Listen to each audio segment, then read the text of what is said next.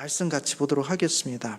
누가복음 4장 31절에서 37절까지 교독합니다. 제가 먼저 봉독하겠습니다. 갈릴리의 가버나움 동네에 내려오사 안식일에 가르치심에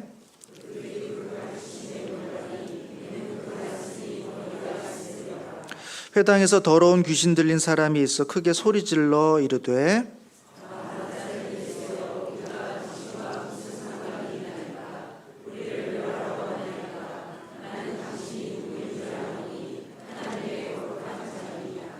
예수께서 꾸짖어 이르시되 잠잠하고 그 사람에게서 나오라 하시니 귀신이 그 사람을 무리 중에 넘어뜨리고 나오되 그 사람은 상하지 아니한지라.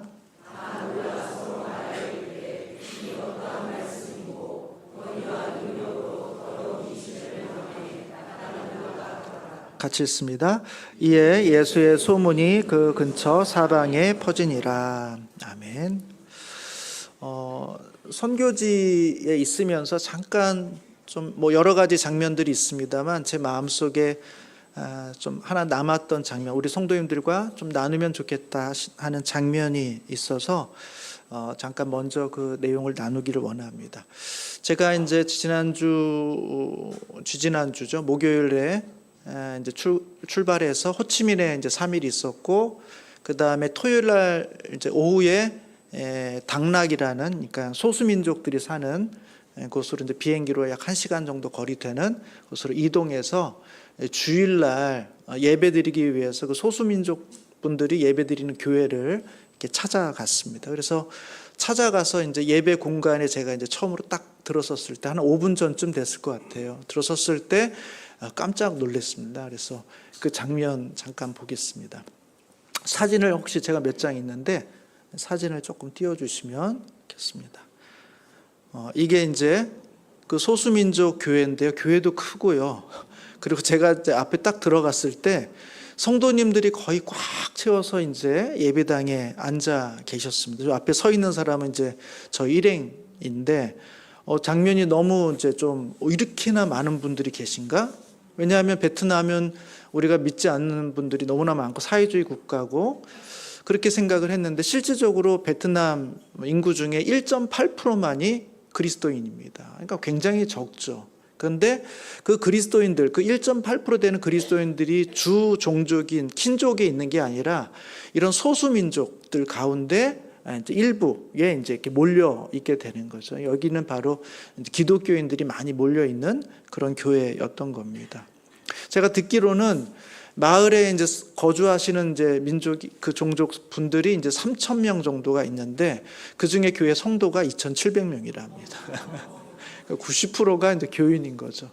저는 그 나머지 300명은 왜 안 다니실까 이런 생각이 들 정도로, 그래서 여기가 이제 8시 그 베트남 시간으로 8시에 예배를 드리는데 그게 이제 지금 저희 10시, 그러니까 저희 메인 예배 같은 성도들이 많이 오는 그런 예배였습니다. 너무 깜짝 놀래가지고 제가 이제 사진을 한 장 찍었습니다. 그리고 나서 이제 예배를 그리고 또 하나의 장면인데 그 다음 장면 보여요. 이게 이제 교회 앞마당에 있는 오토바이. 역시 베트남은 베트남이구나. 그래서 오토바이가 쫙 있는데 이 오토바이를 물론 이제 어른들이 쭉 타고 가는데 저희가 예배를 드릴 때 뒤에 보여드리겠습니다만 다음 장면 한번 보여주시겠어요? 이게 이제 예배 드릴 때 찬양대가 3팀이 있더라고요. 그래서 처음에 찬양 드리는 것은 아마 주일학교 학생들인 것 같아요. 초등학교 저학년부터 아마 우리로 보면 아마 중고등부 학생까지 이렇게 쭉 나오는데 적어도 아마 5, 60명은 좋게 돼 보이는 학생들이 쫙 나와서 이제 찬양을 이제 합니다. 그래서 제가 이제 앞에 앉았다가 이제 찍은 사진이고요. 그 다음 사진 보시면 바로 앞에 있는 아이들 아마 초등학생 같고 저 뒤쪽으로 가면 이제 좀 청소년들 같은 느낌이 있습니다. 그렇게 또 한 장 더 넘겨주실까요? 단가요 이게? 예, 이렇게. 그래서 찬양대가 이렇게 쫙 찬양을 하고 나서요. 이 친구들 주일학교 예배는 몇 시일까요? 어른 예배가 8시예요. 그럼 주일학교에서는 몇 시에 예배 드릴까요? 6시에 드립니다. 그러니까 아마 더운 나라니까 아주 학교도 일찍 가고 모든 게 다 일찍 시작하는데 이 아이들 6시에 이제 예배를 드리고 끝나고 나서 이제 기다렸다가 어른들 이제 8시 예배 드릴 때 이 친구들이 이제 찬양 때만 딱 섬기고 그리고는 이제 옆에 세워놓은 오토바이를 타고 다 돌아가더라고요. 그래서 예배 앞에 앉아 있는데 아이들이 오토바이 타면서 가는 장면이 굉장히 아마 인상적이었습니다. 그렇게 예배를 드리고 마쳤는데 총 예배 시간이 얼마 정도 될까요? 1시간 40분을 예배 드리더라고요. 그래서 오늘은 또 저희들 때문에 조금 일찍 끝났다고 이렇게 얘기하시는데 또 2시간 정도 이렇게 예배를 드린다고 합니다. 예배를 드리다가 참 여러 가지 느꼈는데, 하나는 찬양대가 3팀이 나와서 처음엔 주일학교, 그 다음에 어른들, 그 다음에는 이제 청년들 찬양 나오고, 그 다음에 제가 정확히 알아듣지 못했지만 느낌으로는 확신했습니다. 아, 저건 사도신경이다. 아, 이건 주기도문이다. 그러니까 이분들도 예배 중간중간에 신앙을 고백하고 또 주기도문으로 같이 기도하고, 찬양은 분명히 우리가 알아들을 수 없는 말이었는데 분명히 우리 찬송가랑 똑같은 찬송가로 찬양을 하고 있고, 또 우리가 보는 성경책을 가지고 말씀을 나누고 있는 장면들을 보면서, 아, 우리는 여기서 매일 이 공간에서 예배 드리니까 우리만 예배 드리는 거 아닌가 이런 생각이 드는 수가 있는데, 아니구나. 우리가 모르는 저 멀리, 저 어떻게 보면 산골에 해당될 수도 있는 그곳에서 이렇게 많은 사람들이 우리가 믿는 하나님, 우리가 찬양하는 그 하나님, 우리가 섬기는 그 하나님을 향해서 이른 아침부터 예배드리는 성도들이 이 땅에도 있구나라는 사실들을 생각하면서 제 마음속에 참 큰 감동이 있었어요. 여러분, 그 시간이 아침 8시거든요. 여러분, 그 8시면 지금 우리가 10시입니다. 10시. 그러니까 우리가 10시에 예배 드릴 때마다 그 종족은 늘 우리와 똑같은 시간에 예배를 드리고 있었던 거예요. 그래서 제가 그때 예배 드리면서 우리 산울교 성도님들 지금 예배 드리고 있겠지? 같은 시간이니까. 그러면서 제가 돌아가서 우리 10시 예배를 드리면 그 민족이 생각날 것 같아요. 그 민족은 8시고 지금 이렇게 많은 사람들이 모여서 함께 우리 주님께 예배 드리고 있겠구나라는 생각들을 하게 되면서, 우리가 사실은 너무 안에 있다 보니까, 또 우리 한국의 상황만 듣다 보니까 점점 위축되고 어렵고 힘든 얘기만 듣게 되지만, 사실 크게 보면, 넓게 보면 하나님의 나라는 우리의 생각보다 더 넓고 많은 사람들이, 또 지금도 성장하고 있는 그런 교회들을 통해서 하나님의 나라가 확장되고 있겠구나라는 생각들을 가지면서 이렇게 돌아오게 됐습니다. 하나님의 예배, 하나님의 나라가 우리 예배당에만 있지 않고 그 소수민족, 그 넓은 큰 예배당 속에도 함께 공존하고 있다는 생각들을 가지면서 제 안에 적지 않게 감동이 있는 그런 예배를 드리고 왔습니다. 오늘 본문의 내용도 하나님의 나라와 연관되어 있는 그런 내용이라고 볼 수 있습니다. 이전에 우리가 봤던 예수님께서 나사렛 고향에 가셔서 회당에서 말씀을 전하실 때 하나님의 나라가 너희 가운데 왔다. 오늘 이 말씀이 너희 귀에 응하였다. 이렇게 말씀해 주심으로써 말씀으로 이 땅 가운데 하나님이 왔다는 사실을 알려주셨습니다.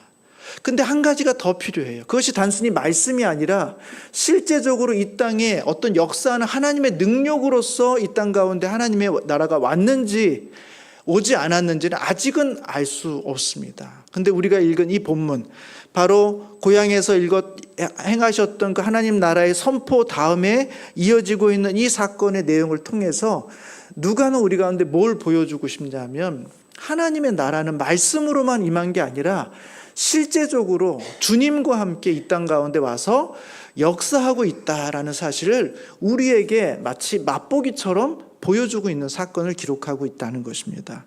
우리가 읽은 내용 첫 번째가 그겁니다. 33절부터 37절까지의 내용을 보면 귀신 들린 사람이 있어요. 여러분, 귀신 들렸다는 건 뭡니까? 사람이 어떻게 컨트롤할 수 없다는 것입니다. 의사가 가서도 해결할 수 없고, 무슨 그 지역에 힘 있는 장수가 가서도 해결할 수 없고, 군대 장관이 가서도 해결할 수 없고, 심지어는 왕이 와도 그 문제는 해결할 수 없는 사람, 그게 바로 귀신 들린 사람의 특징이에요. 영적인 세력에 의해서 사로잡혀 있는 것입니다. 그런데 그 귀신 들린 사람을 어떻게 합니까? 우리 주님께서 귀신을 그 사람에게서 내어 쫓으신다는 것입니다. 주님의 말씀으로 이 귀신이 통제를 받는 거예요. 그러니까 귀신보다 더 크고 위대한 힘이 있다는 사실을 우리 주님이 보여주고 있고, 그 역사가 지금 나타나고 있다라는 사실을 보여주는 거죠. 우리가 읽진 않았습니다만 오늘 37절 다음에 38절과 39절에 보면 병이 나은 이야기를 하고 있습니다. 제가 38절 읽겠습니다.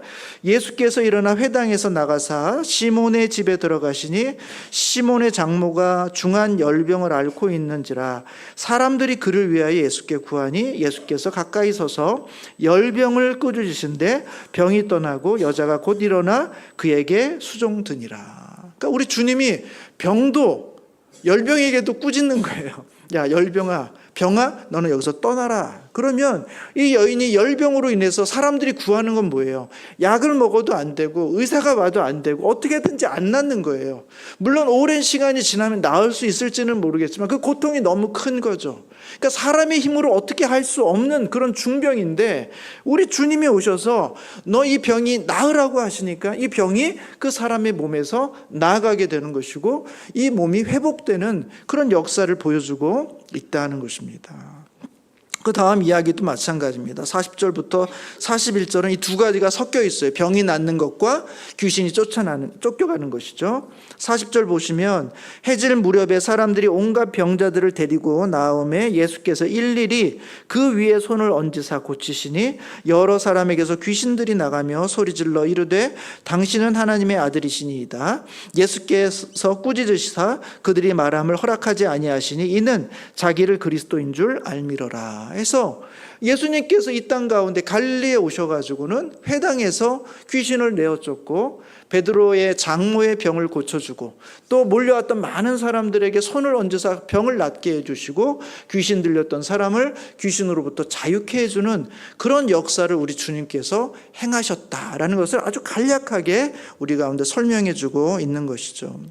하나님의 나라가 말씀으로만 임한 게 아니라는 것입니다. 우리 주님의 임하심과 동시에 능력으로, 힘으로, 실제적인 사건으로, 실제적인 역사로 이 땅 가운데 하나님의 나라의 임하심의 역사가 일어나고 있다라는 사실을 오늘 본문이 우리 가운데 보여주고 있는 것입니다. 구체적으로 보면 여러분 31절과 32절을 보십시오. 이렇게 되어 있습니다. 갈릴리의 가버나움 동네에 내려오사 안식일에 가르치시매. 그러니까 예수님께서는 주로 안식일에 회당에 들어가시죠. 회당에 들어가면 사람들이 다 모여 있거든요. 그러니까 거기서 가르치기 가장 좋은 겁니다. 그래서 안식일에 들어가서 이제 회당에서 가르치십니다. 그리고 사람들이 그 가르침에 논란이 이는 그 말씀이 권위가 있었다라는 거예요. 그 주님의 가르침을 듣고 사람들이 그 말씀의 권위 앞에 놀랬다라고 이야기합니다. 여러분, 말씀에 권위가 있다는 게 뭡니까? 어떤 느낌이에요? 지금 제 말에 권위가 있습니까? 잘 안 느껴지시죠? 좀 더 걸쭉한, 좀 더 이렇게 중후한 목소리로 뭔가 영성 있는 허스키한 목소리로 이렇게 얘기해야 뭔가 권위가 있을 것 같은데 우리 주님이 그런 목소리로 지금 말씀하셨다 그런 얘기일까요? 그런 거 아니죠.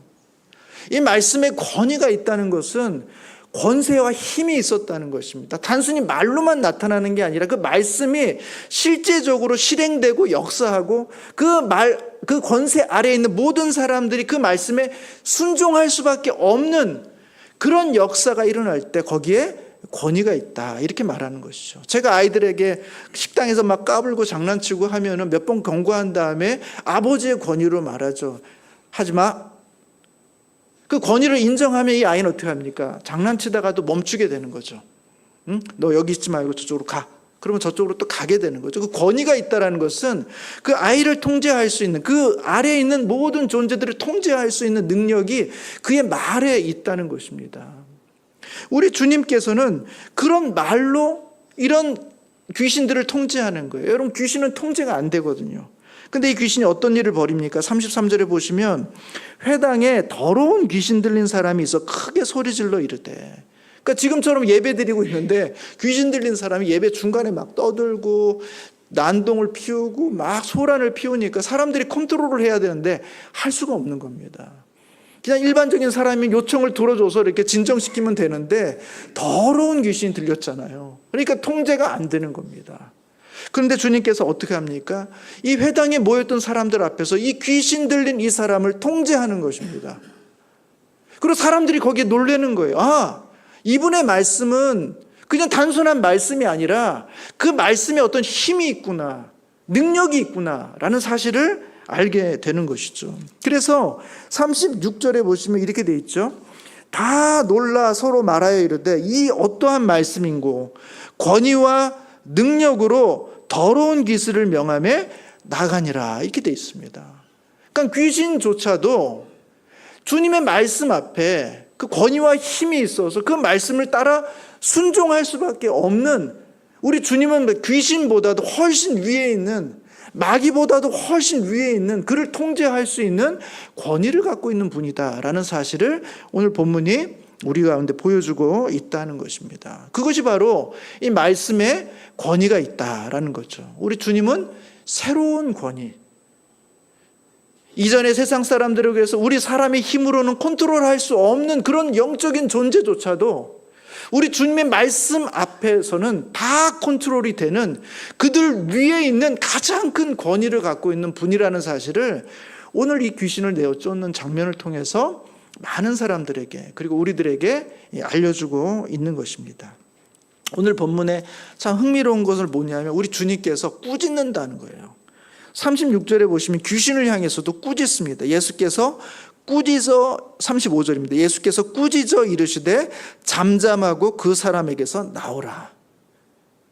꾸짖는 거예요. 예수님이 꾸짖으면 깨갱하고 그냥 그 말씀에 순종하는 겁니다. 심지어는 39절도 보십시오. 병에 대해서 어떻게 말하는가.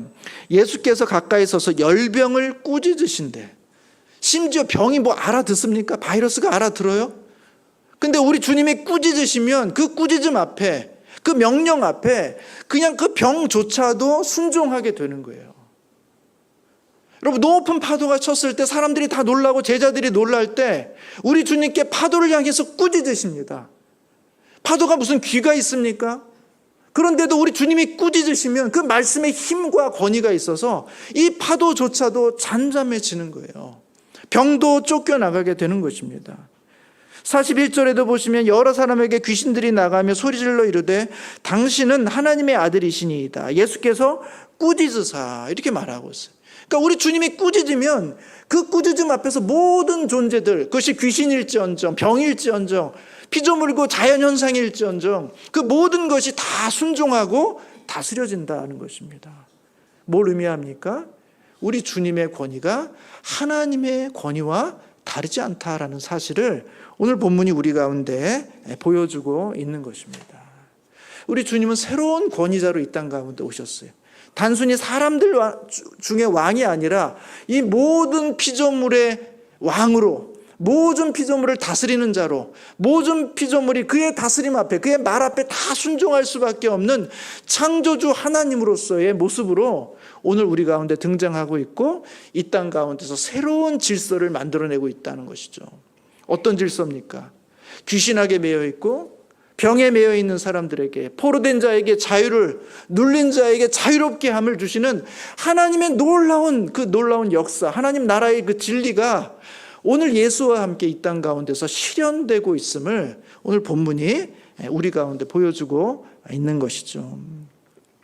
근데 너무 짧아요. 너무 간단하게 아마 요약만 착착해서 이렇게 보여줍니다. 뒤로 가면 이제 조금 더 구체적인 이야기, 귀신을 쫓을 때도 여러 가지 어떤 상황 설명, 그 가운데 주신 하나님 메시지를 조금 더 폭넓게 다루고 병을 고칠 때도 마찬가지입니다. 그 외에 다양한 일들을 주님께서 보여주시는데 오늘 본문은 아주 짧게 간단하게만 설명해 주고 있어요. 뭘 이야기할까요? 맛보기라는 것입니다. 맛을 좀 보라는 것입니다. 그리고 이 다음에 펼쳐질 진짜 내가 주고 싶은 내용이 무엇인지를 기대하라는 것입니다. 여러분, 맛보기 아시죠? 맛보기. 큰 마트에 가시면 시식 코너가 있습니다. 여러분, 저는 그 시식 코너를 사랑합니다. 제가 나이가 들고 좀 체면이 있어서 이렇게 마음대로 가지 못하지만 제가 늘 지나가다 보면 먹어볼까? 특히 제가 선호하는 건 만두입니다. 만두를 너무 좋아하는데 제가 주저주저 하고 있으면 이제 아내가 다 눈치채고 가서 이렇게 몇 개 찝어다 저도 하나 주고, 아마 우리 성도님들도 이제 맛보기를 한번 보시고, 맛보기라는 게 뭡니까? 새로운 제품이 나온 거죠. 그걸 팔아야 될 어떤 제품이 있는 거죠. 그걸 그냥 사라고 하면 사람들이 신뢰를 못하니까, 이게 이 돈 주고 사도 될 만한지 안 하는 걸 판단하기가 좀 어려우니까 맛을 보여주는 것입니다. 음료를 조그만 컵에다 따라주고는 한번 맛보라는 것입니다. 음식을 조금 잘라가지고 맛보라는 것입니다. 잠깐 조리해가지고 한번 맛보라는 것입니다. 이게 얼마나 맛있는지, 이것이 얼마나 괜찮은 음료인지, 시원한지 달콤한지 맛보라는 것입니다. 그리고 맛을 보고는 이것을 지불할 만한 가치가 있는 것이니까 돈을 주고 사라는 거 아니겠습니까? 지금 주님께서 하고 있는 이 장면, 이게 바로 하나님 나라가 우리 가운데 왔다는 거예요. 실제한다는 것입니다. 그냥 먼 뜬구름 잡는 이야기가 아니라는 거예요. 우리 주님이 우리 가운데 보여주고 싶은 거예요. 누가가 그것을 알려주고 싶은 거예요. 하나님의, 우리 주님의 이야기는 뜬구름 잡는 이야기가 아니다. 그리고 실제로 그 현장에 있는 사람들에게 그 능력을 보여주는 그 맛보기를 보여줌으로써 우리로 하여금 너도 이 맛보기를 통해서 이 하나님의 역사를 구매해라. 이 하나님의 역사를 믿어라. 여러분, 맛보기의 특징이 뭐예요? 충분하지 않죠. 만족스럽지 않습니다. 그러나 우리가 맛을 본 이상 그 제품은 이미 시중에 나와 있는 거예요. 이미 있는 겁니다. 그러니까 맛을 봤다는 것, 이미 그 제품이 있는 겁니다. 그러니까 우리가 마음에 결정해서 돈을 지불하면 살 수 있는 거예요. 언제든지 내 것으로 삼을 수 있는 거예요. 지금 우리 주님께서 이 사건을 통해서 우리 가운데 맛을 보여주고, 이제 이 사건이 너의 사건이 될 수 있다. 이 일이 너의 일이 될 수 있다. 이 하나님 나라의 경험이 너의 경험이 될 수 있다는 사실을 우리 주님께서 맛보기로 살짝 보여주시고, 관심이 있으면 누가복음을 조금씩 읽어가면 더 많은 양, 더 풍성한 내용으로서 우리 가운데 그 능력을 경험할 수 있도록 해주겠다라고 누가는 우리 가운데 맛을 살짝 보여주는 것입니다. 귀신이 쫓겨나가고 병이 낫게 되는 것이죠. 설교를 준비하면서 이런 질문이 들었습니다. 아마 우리 성도님들도 그럼 이런 질문이 자연스럽게 들 것 같아요. 왜 이런 현상이 지금 우리 눈에는 잘 안 보이냐는 것이죠. 그렇죠? 아니, 성경에는 있는데, 그래서 내가 믿을 수도 있고 주님이 그렇게 하셨다는 건 내가 믿겠는데, 왜 지금 우리가 살고 있는 이 현상 속에서는, 이 삶 속에서는 이게 잘 안 보이냐는 거죠. 귀신을 쫓아낸다든지 병이 막 낫는다든지, 정말 하나님의 나라가 온 건가? 주님만 혹시 그 일을 할 수 있는 거 아닌가? 이런 의문이 들 수 있습니다. 우리가 오해하지 말아야 될 것은 지금도 이런 역사는 일어나고 있다는 것입니다. 아마 우리 성도님들 중에서 많은 분들이 그런 경험이 있을 거예요. 우리 인생의 매 순간 그런 식으로 하나님께서 우리의 인생을 이끌어 오시진 않았지만, 적어도 우리 인생의 한두 번 정도는 하나님께서 기적처럼 역사하셨던 순간들, 사람의 논리와 사람의 힘으로는 설명할 수 없는 그런 놀라운 체험들을 갖고 있는 분들이 아마 우리들 가운데 적지 않게 있으실 겁니다. 선교사님들의 보고에 의하면 지금도 오지에서, 아프리카에서, 이슬람 국가에서 하나님의 복음이 전해지기 참으로 힘들고 어려운 곳에서 사역하시는 분들의 보고에 의하면 이런 놀라운 기적들이 지금도 일어나고 있다는 거예요. 다만 우리가 보는 현장 속에 우리 눈에 띄지 않을 뿐이지 이런 일들이 벌어지고 있지 않는가? 그렇지 않다는 것입니다. 하나님은 지금도 여전히 이런 필요가 있는 사역의 현장 속에서 기적을 베푸시고 귀신을 내쫓고, 전문적인 의료가 없는 곳에서는 하나님의 기도 앞에, 능력 앞에, 간절히 무릎 꿇는 선교사들의 기도 앞에 병이 낫게 되는 놀라운 역사들이 경험되어지고 있다는 사실을 저는 종종 선교사님들의 보고를 통해서 듣게 됩니다. 우리나라도 마찬가지예요. 60년대, 70년대 한국 교회 기도원에서 치유하시는 역사, 귀신을 내어쫓는 역사가 상당히 많이 있었습니다. 그래서 교회가 부흥하기도 했고, 그렇게 성장한 교회들이 적잖게 있었습니다. 이런 일이 예수님 당시에만 있는 게 아니에요. 지금 오늘날 우리 시대 가운데도 일어날 수 있는 일이라는 것입니다. 여러분, 저는 믿습니다. 왜 하나님께서 이런 일을 하시는가? 이 일이 필요한 곳이 있어요. 이런 일들이 반드시 벌어져야만 되는 곳이 있습니다. 어떤 곳입니까? 하나님, 나사렛 예수가 하나님으로서 인정돼야 되는 곳, 아직 예수가 하나님인 줄 모르는 사람들, 아직 예수에게 하나님의 권세와 능력이 있는 줄을 경험하지 못한 사람들, 들어보지 못한 사람들, 그걸 믿을 수 없는 사람들에게는 우리 주님이 이와 같은 방식으로 나타나셔서 내가 바로 하나님이다. 나에게 하나님의 권세가 있다. 내가 너를 구원한다. 내가 너를 치유하고 너를 자유케 하고 너를 회복케 한다 하는 하나님의 권위를 보여주기 위해서 오늘도 이런 일들이 일어날 수 있습니다. 그래서 아프리카 오지라든지 밀림이라든지 이슬람 국가 자유롭게 복음을 전할 수 없는 그런 곳에서는 환상도 일어나고 기적도 일어나고 치유와 귀신의 쫓겨남과 이런 일들이 벌어지고 있다는 소식을 듣게 돼요. 그 일은 뭐예요? 그 일을 통해서 하나님의 하나님 되심을 증명하려고 할 때 그때 이런 일들이 벌어질 수 있다라는 것입니다. 반면에 이미 예수가 하나님인 줄 믿는 사람들에게는 굳이 이런 방식으로 하나님께서 일하실 필요가 없다는 것입니다. 오히려 이런 방식으로 일할 때 부작용이 드러날 수도 있다는 거예요. 아니, 무슨 부작용이 있습니까? 여러분, 우리 산울교회에서 제가 무슨 치유의 은사가 있다든지 귀신 쫓는 은사가 있다든지 그러면 저희 교회에 매주 아마 새로운 가족들이 막 몰려들걸요. 아마 헌금도 많아지고 저희 이 건물 다 살 수도 모르겠습니다. 하나님이 지금도 교회마다 그런 권세를 주시고 능력을 주시고 은사를 주시면 교회마다 부흥할 거고 교회가 확장될 거고 예수를 믿지 않는 사람이 없을 것 같은데 왜 하나님은 그런 방식으로 오늘날 교회 가운데 일하시지 않을까? 저는 이 기적이 긍정적인 영향만 있다고 생각하지는 않습니다. 부정적인 영향도 있어요. 여러분, 출애굽 백성들이 어떤 경험을 했습니까? 애굽 땅에서 엄청난 기적을 경험했어요. 애굽의 신보다 훨씬 크신 하나님을 경험했다고요. 홍해를 가를 때 그들은 애굽의 군대를 이기고 홍해가 갈라지는 경험을 통해서 그렇게 하나님을 경험하는 놀라운 체험을 했어요. 근데 광야에서 그는 뭘 경험합니까? 계속해서 하나님께 기적을 달라는 거예요. 기적을 달라는 겁니다. 오늘 매일매일 새로운 기적을 달라는 거예요. 하나님께 기적을 달라고 시험하는 거예요. 그러면 우리가 믿고 하나님이 기적을 베풀지 않으면 우리 다른 신을 쫓아가겠습니다 하고 이렇게 하나님을 협박하는 거예요. 하나님이 그것을 용납할 수가 없는 겁니다. 기적을 통해서 하나님의 하나님 되심을 증명했고 너희들이 알 수 있는 것들을 충분히 보여줬다면 그 다음부터는 우리 주님은 인격적인 관계를 원하는 거예요. 사탕으로 너희를 이끌어가는 게 아니라, 초콜릿으로 너희를 이끌어가는 게 아니라 너희들이 간절히 바라는 걸 날마다 채워주는 것으로서 그 미끼를 가지고 너희를 인도하는 게 아니라 하나님과 인간 사이 인격적인 관계, 내 말을 듣고 내 약속을 믿고 기다리고 인내하고 이 모든 어려움 속에서도 하나님이 너를 위해 선한 것을 준비하고 예비하고 있다는 사실을 믿고 인내하고 순종하는 성도가 되기를 우리 주님은 원하시는 거예요. 그게 하나님이 우리를 향한 기대인 겁니다. 여러분, 그것을 가장 잘 보여주는 게 사도 바울의 이야기죠. 사도 바울이 하나님 앞에 주님, 제 몸에 너무나 힘들고 어려운 게 있습니다. 고통이 있습니다. 제 몸에 가시가 있는데 이 가시를 주님 제거해 주십시오.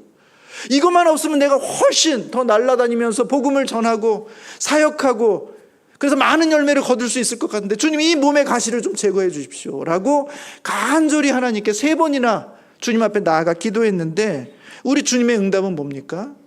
기적을 베풀어 주시는 게 아니에요. 내 은혜가 내게 족하다. 그냥 그 병은, 그 아픔은, 그 고통은 그냥 안고 살아라. 약한 데서 하나님의 강함이 드러나게 될 것이다 하는 말씀을 주심으로써 이 사도 바울을 고쳐주지 않습니다. 사도 바울의 몸에 기적을 베풀어 주지 않아요. 오히려 하나님은 그 기회를 통해서 하나님의 은혜가 어떤 것인지, 하나님의 능력이 어떻게 나타나는지, 하나님의 믿음과 신앙이라는 건 어떤 것인지, 우리에게 무엇을 요구하는지를 오히려 바울은 그 경험을 통해서 더 깊은 신앙과 더 깊은 관계 속으로 나아가는 경험을 하게 되는 것입니다. 그게 바로 하나님이 우리 가운데 기대하시는 방식이라는 거예요. 가끔 우리 성도님들 중에 이제 농담처럼 이런 얘기를 하시는 분들이 있습니다. 예수를 처음 믿으면 기도가 이렇게 잘 된다는 거예요. 기도를 하면 그냥 바로바로 하나님이 응답해 주신다는 거예요.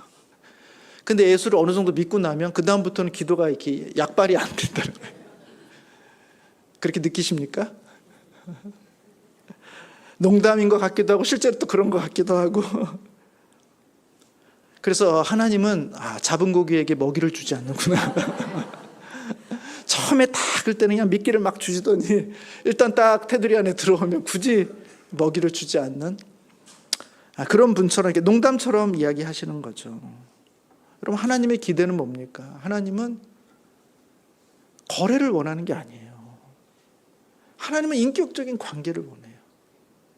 우리가 하나님이라는 사실, 내가 바로 하나님, 모든 권세 위에 있는 모든 만물의 통치자다라는 사실을 알려주기 위해서 우리에게 처음에 기적을 보여주시는 거예요. 기도를 응답해 주시는 거예요. 우리로 하여금 그런 확신을 가질 수 있도록 몇 가지 사건을 통해서 우리의 믿음이 그분은 하나님이시구나 라는 눈이 탁 떠지게 하는 것입니다.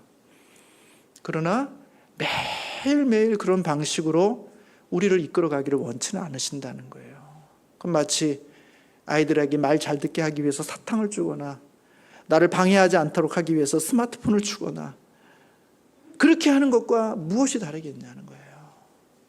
오히려 하나님은 그런 경험을 하게 한 이후부터는 하나님과 인격적인 관계로 우리를 이끌기 위해서 때로는 침묵하시고 때로는 기다리게 하시고 때로는 아프게 하시고 때로는 고통 속에 시간을 보내게 하셔서 우리로 하여금 하나님이 정말 어떤 분인지 이런 어려움과 고난 속에서도 우리 가운데 역사하시고 인도하시고 우리가 이전에는 보지 못했던 새로운 기쁨을 맛보게 하시는 이게 진짜구나라는 새로운 영역을 확인하게 하는 하나님의 방식으로 우리를 이끌어 가시는 분이다라는 사실을 알게 하시기를 우리 주님은 기뻐하신다라는 것입니다.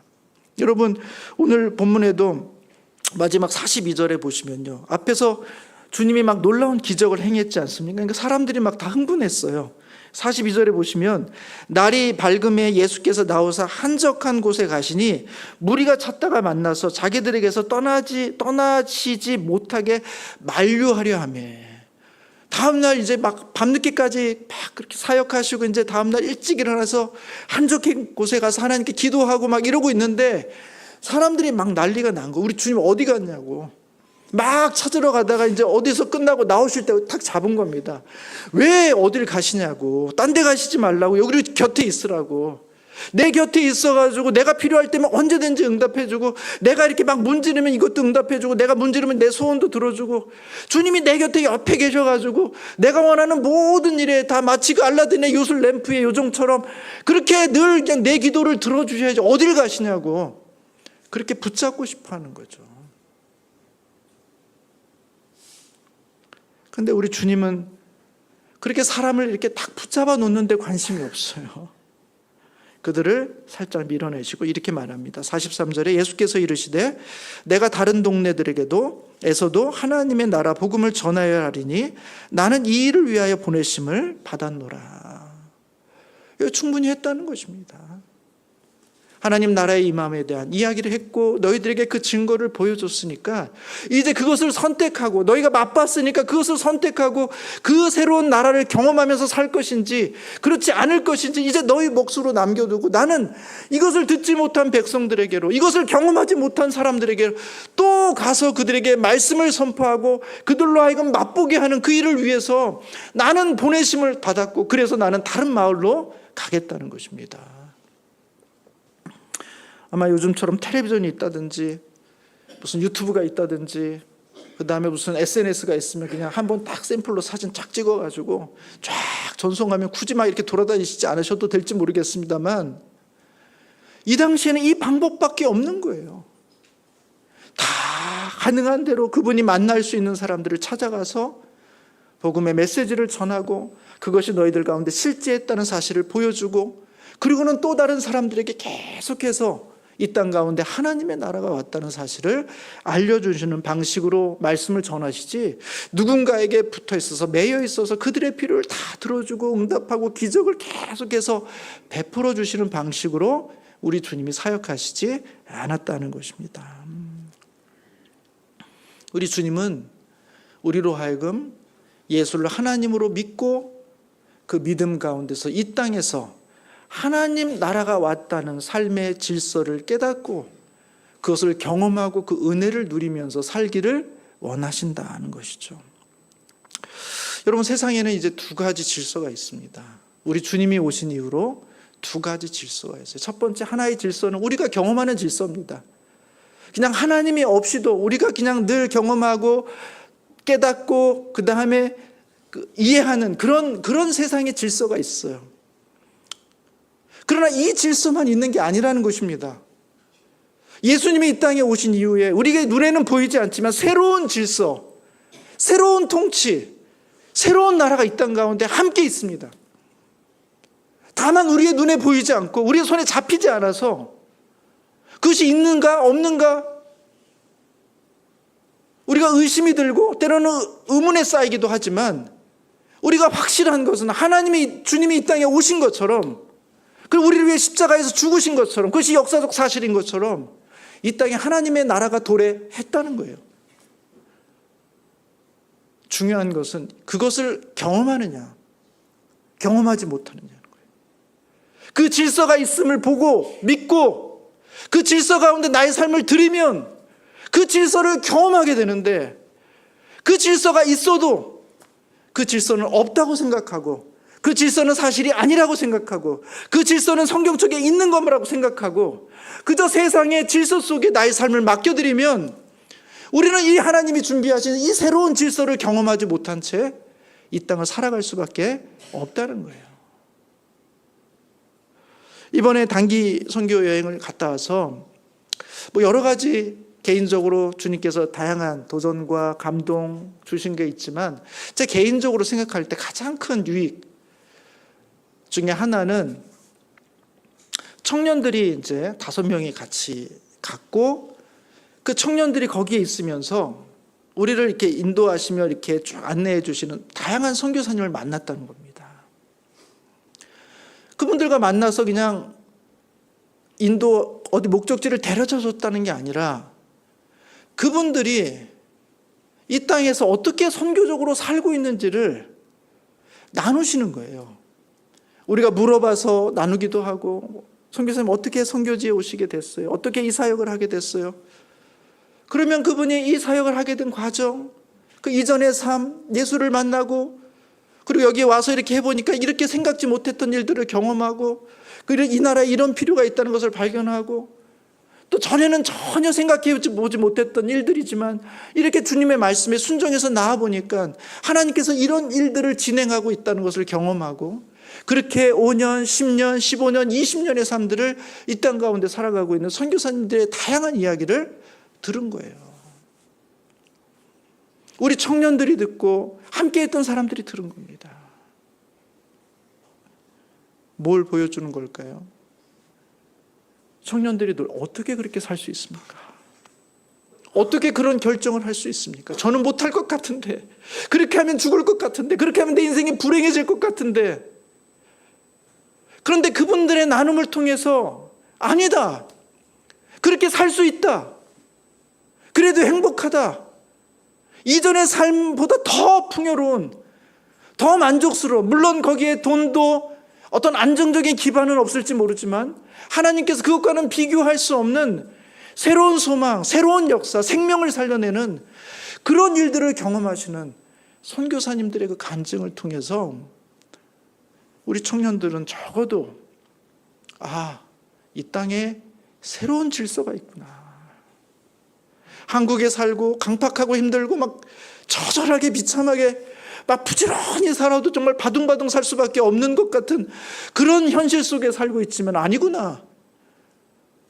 그 질서 말고 또 다른 질서가 이 땅 가운데 있고, 그 믿음을 결정한 사람, 그 믿음으로 그 일부를 내딛은 사람에게는 하나님께서 세상이 경험하지 못한 새로운 질서, 새로운 열매를 보게 하시는구나 라는 사실들을 적어도 우리 청년들은 느꼈다고 생각해요. 여러분, 그것이 얼마나 큰 도전인지 모르겠습니다. 그런 세계가 있어요. 새로운 질서가 있어요. 여러분, 그 질서 앞에 우리의 믿음을 드리면 우리는 그걸 경험해요. 그러나 그 질서가 우리 가운데 있음에도 불구하고 그 믿음 가운데로 나아가지 못하면 우리는 평생 그 나라가 이 땅에 있으면서도 그 나라의 역사를 경험하지 못한 채 신앙생활을 할 수 있습니다. 왜 우리는 이렇게 힘이 없을까? 왜 우리의 신앙은 이렇게 무력할까? 예배를 드리고 헌금을 하고 기독교인이라고 말하지만 왜 우리는 이렇게 초라하고 힘없는 모습으로 살아갈까? 저 스스로 저 자신을 쭉 돌아볼 때 들었던 생각은 그겁니다. 내가 하나님의 새로운 질서를 거기에 내 발을 디디지 않았기 때문에, 그거를 발돋움 해가지고 거기로 다 나아가지 못했기 때문에, 혹시나 이것을 헛디딜까 봐, 내가 이렇게 디뎠다가 꼬꾸라질까 봐, 그래서 이것을 믿지 못하고 딛지 않았기 때문에 그저 우리의 믿음은 관념과 책 속에 있는 어떤 이론과 그런 마음속에 있는 어떤 내용으로만 작동하기 때문에, 그래서 우리의 신앙은 힘이 없었구나, 그래서 우리의 신앙은 생명이 없었구나 라는 생각들을 해보게 됐습니다. 사랑하는 성도 여러분, 이 땅은 새로운 질서가 도래했습니다.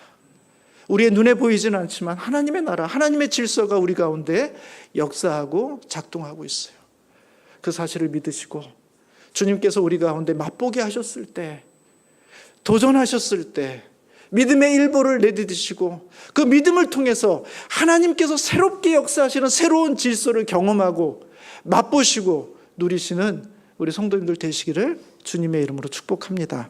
기도하겠습니다.